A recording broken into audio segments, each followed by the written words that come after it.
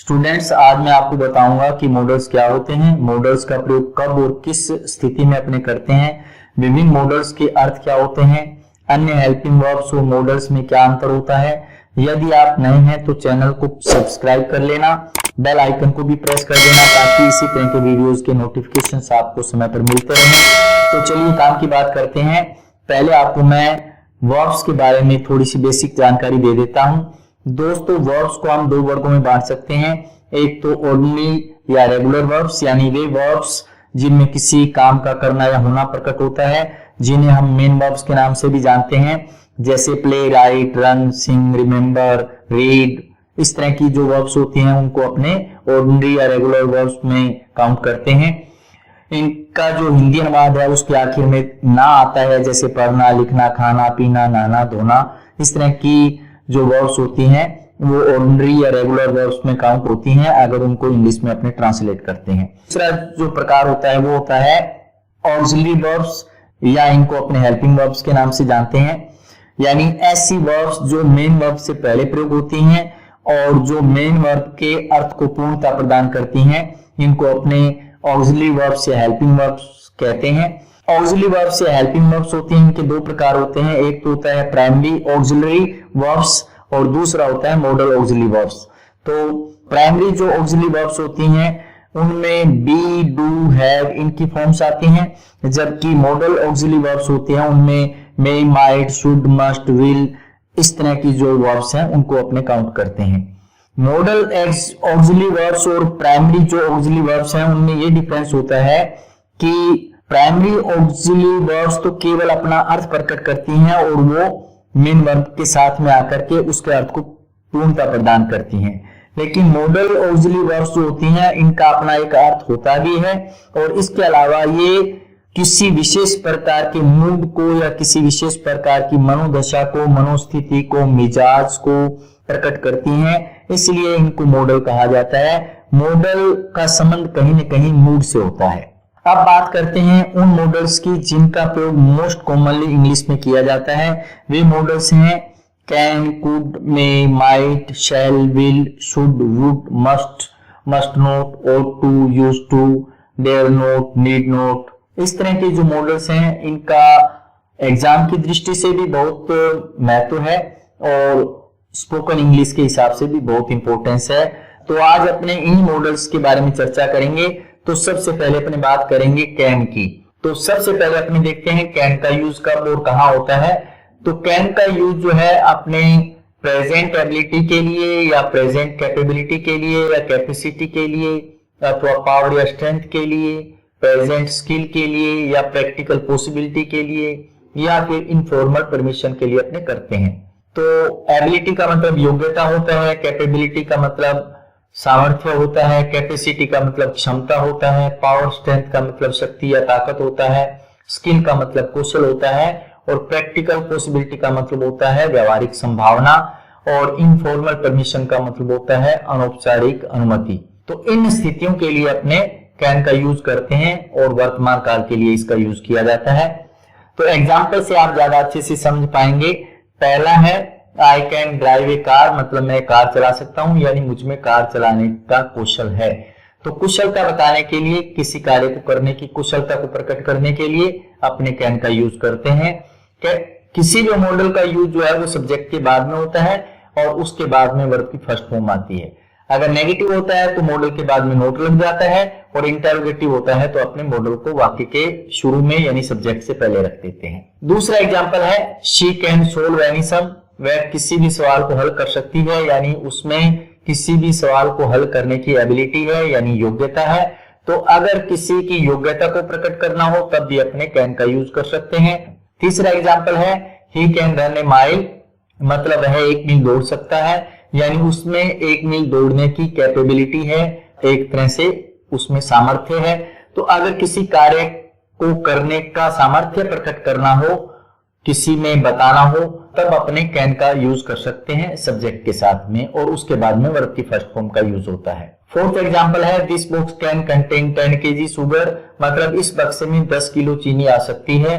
तो यानी यह बक्सा जो है 10 किलो चीनी रख सकता है, यानी इस बक्से के अंदर 10 किलो चीनी रखने की कैपेसिटी है, क्षमता है। तो अगर किसी पात्र की क्षमता बतानी हो या फिर किसी व्यक्ति की क्षमता बतानी हो तब भी अपने कैन का यूज कर सकते हैं। फिफ्थ एग्जांपल है एक्सीडेंट कैन हैपन एनीवेयर, मतलब दुर्घटना कहीं भी हो सकती है। तो यह जो सेंटेंस है वो प्रैक्टिकल पॉसिबिलिटी को बताता है, यानी व्यावहारिक संभावना को बताता है। व्यावहारिक संभावना से अभिप्राय उस संभावना से होता है जो किसी अनुभव पर आधारित होती है, यानी पीछे के अनुभव के आधार पर अगर अपने कोई संभावना प्रकट करते हैं तो इस प्रकार की संभावना को अपने प्रैक्टिकल पॉसिबिलिटी में काउंट करते हैं और ऐसे सेंटेंसेस में अपने कैन का यूज कर सकते हैं। अब अपने देखते हैं कैन नॉट का यूज अपने कब करते हैं।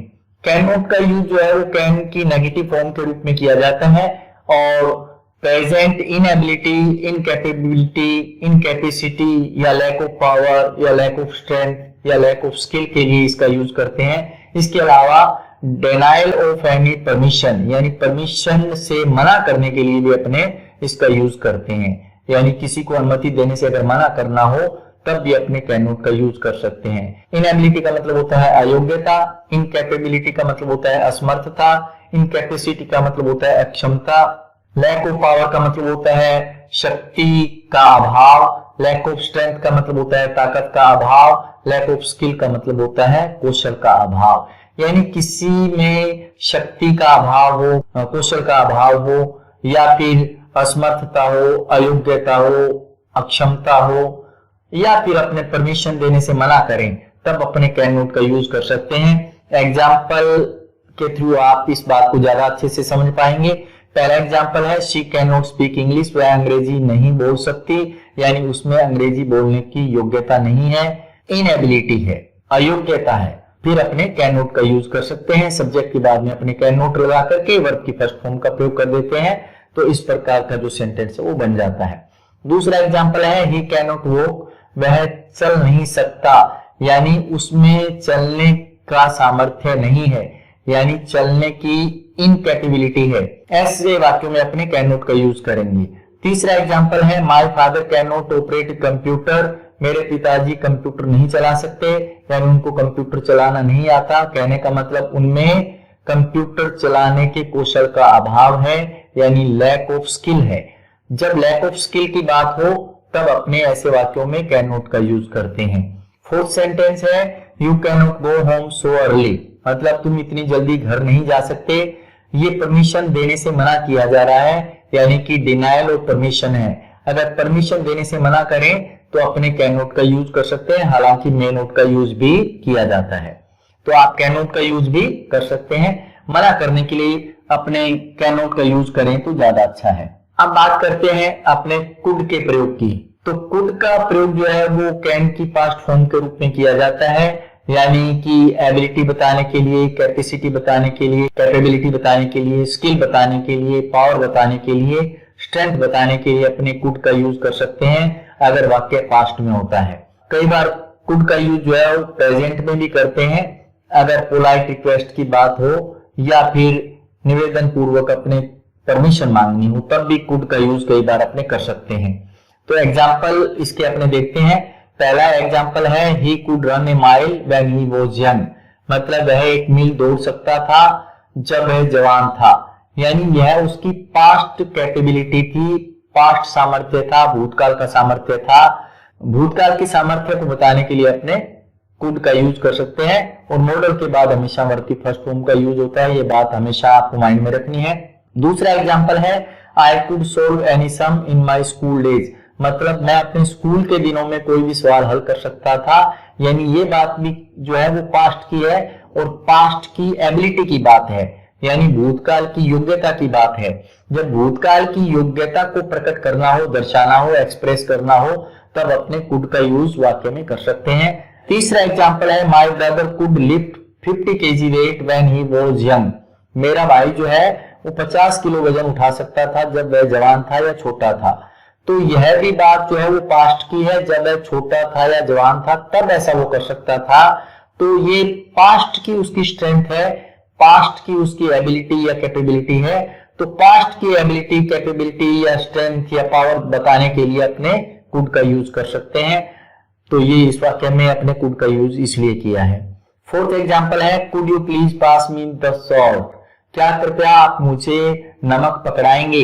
तो अगर किसी से निवेदन पूर्वक अपने किसी कार्य को करने के लिए कहना हो तब अपने कुड का यूज कर सकते हैं।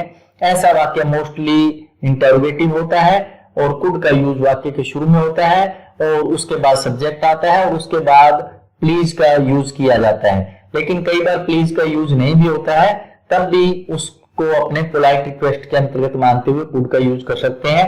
कुड और वुड के प्रयोग में ज्यादा डिफरेंस नहीं है, आगे वुड का प्रयोग भी मैं आपको बताऊंगा। पोलाइट रिक्वेस्ट के लिए दोनों का ही यूज किया जाता है, कुड का भी और वुड का भी। तो कुड और वुड का प्रयोग जो है पोलाइट रिक्वेस्ट की दृष्टि से समान है और दोनों का प्रयोग जो है इंटरोगेटिव सेंटेंस में करते हैं। वुड का जिक्र अपने आगे वाक्य में करेंगे। अब अपने देखते हैं कि मे का प्रयोग अपने किन किन स्थितियों में करते हैं और मे का मतलब क्या होता है। मे का जो अर्थ होता है वो होता है सकना, जैसे कैन का अर्थ सकना होता है और कुड उसकी पास्ट फॉर्म होती है, उसी प्रकार से मे जो है उसका अर्थ सकना होता है और माइट इसकी पास्ट फॉर्म होती है। तो पहले बात करते हैं मे के प्रयोग की। मे का जो यूज है वो अपने करते हैं प्रेजेंट पॉसिबिलिटी के लिए, प्रोबेबिलिटी के लिए, लाइकलीहुड के लिए, प्रिडिक्शन के लिए, गैस के लिए, फोरकास्ट के लिए, पर्पज बताने के लिए और फॉर्मल परमिशन के लिए, इसके अलावा विश या ब्लेसिंग या कर्स बताने के लिए। तो इनके अर्थ भी आपको मैं बता देता हूं। पॉसिबिलिटी, प्रोबेबिलिटी, लाइकलीहुड तीनों का मतलब संभावना होता है।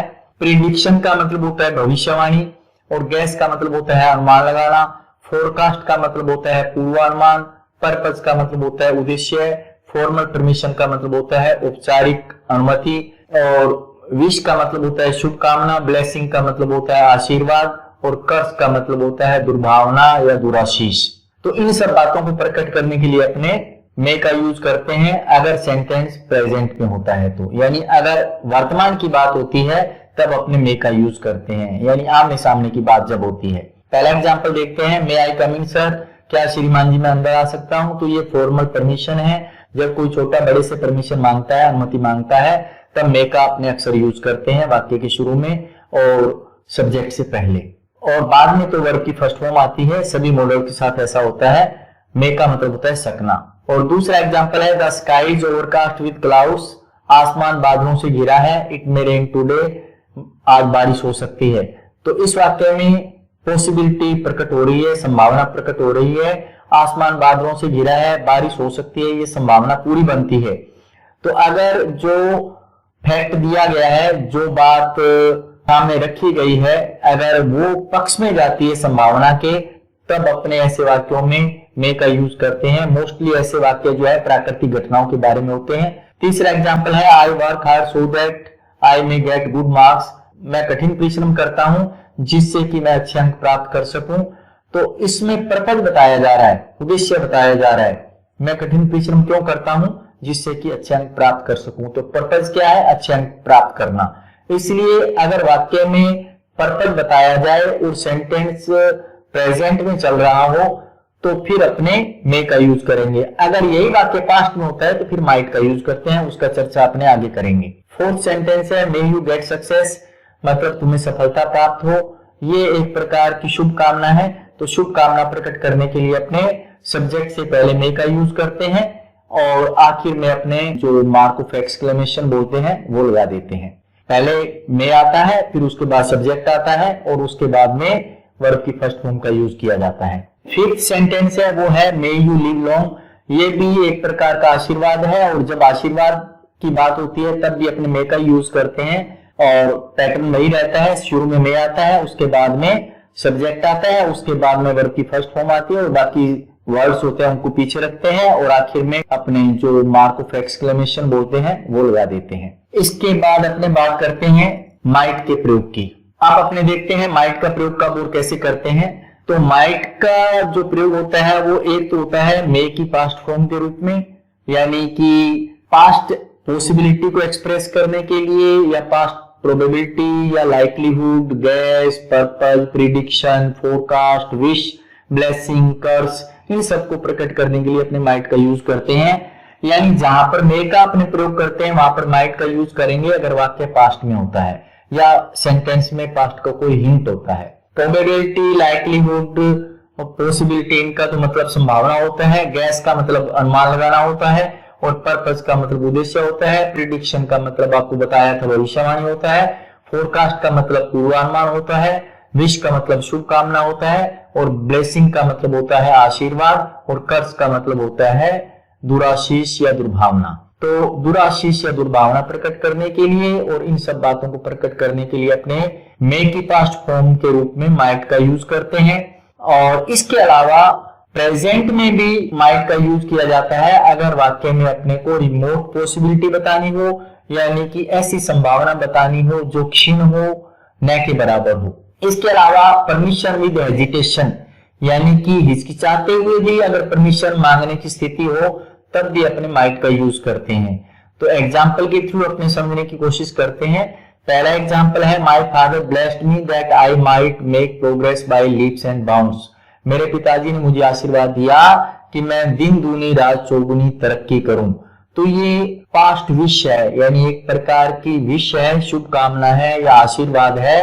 तो अगर आशीर्वाद की बात हो और वाक्य पास्ट में हो फिर अपने माइट का यूज करते हैं। अगर प्रेजेंट में होता है तो मे का यूज करते हैं, लेकिन क्योंकि ये वाक्य पास्ट में चल रहा है इसलिए अपने इस वाक्य में माइट का यूज करेंगे जैसा कि किया गया है।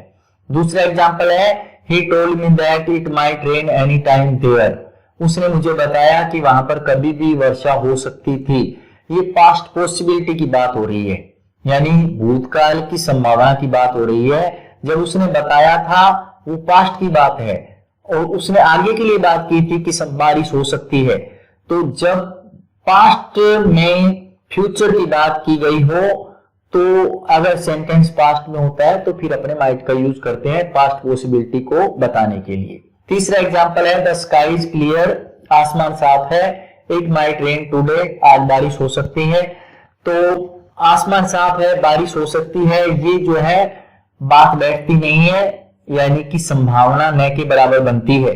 तो इस प्रकार की संभावनाओं को अपने रिमोट पॉसिबिलिटी में काउंट करते हैं और ऐसे वाक्यों में अपने फिर माइट का यूज करते हैं। संभावना पक्की होती है तो मे का यूज करते हैं, और संभावना नहीं होती है, एक मतलब दूरस्थ संभावना होती है या बहुत ही क्षीण संभावना होती है, बात पक्ष में नहीं जाती है, तब अपने माइट का यूज करते हैं। इस वाक्य को अपने इस प्रकार से भी समझ सकते हैं।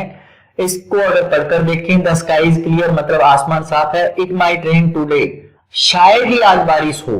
अगर इसको इस तरह से पढ़ेंगे तो माइट और मे में अंतर करना अपने लिए इजी हो जाएगा। तो माइट को आप ये समझ लो कि शायद ही का काम करता है। फोर्थ एग्जांपल है, he ran fast so that he might win the race. वह तेज दौड़ा जिससे कि वह दौड़ को जीत सके। तो वह तेज क्यों दौड़ा? जिससे कि वह दौड़ को जीत सके, यानी उसका पर्पस क्या था? दौड़ को जीतना। तो अगर पास्ट पर्पस हो, यानी भूतकाल में किसी कार्य को करने का कोई पर्पस रहा हो, तो ऐसे वाक्यों में अपने फिर मे या माइट का यूज करते हैं। अगर पास्ट की बात होती है तो माइट का यूज करते हैं, और प्रेजेंट की बात होती है तो मे का यूज करते हैं। और जो पर्पस बताने वाले सेंटेंस होते हैं उनमें ज्यादातर सो दैट का प्रयोग हुआ होता है। तो अगर वाक्य में पास्ट के पर्पस को बताया गया हो तो अपने मे की बजाय माइट का प्रयोग करते हैं। तो स्टूडेंट्स, आज का वीडियो यहीं समाप्त होता है। उम्मीद है आज मैंने जिन मॉडल्स के बारे में आपको बताया उनका प्रयोग करना आपको अच्छे से आ गया होगा। यदि आपको वीडियो अच्छा लगा हो, अपने टाइम की वैल्यू मिली हो, तो वीडियो को लाइक और शेयर जरूर करना। नेक्स्ट वीडियो में मैं आपको कुछ और इंपॉर्टेंट मॉडल्स के बारे में बताऊंगा। तब तक के लिए थैंक यू, धन्यवाद, शुक्रिया।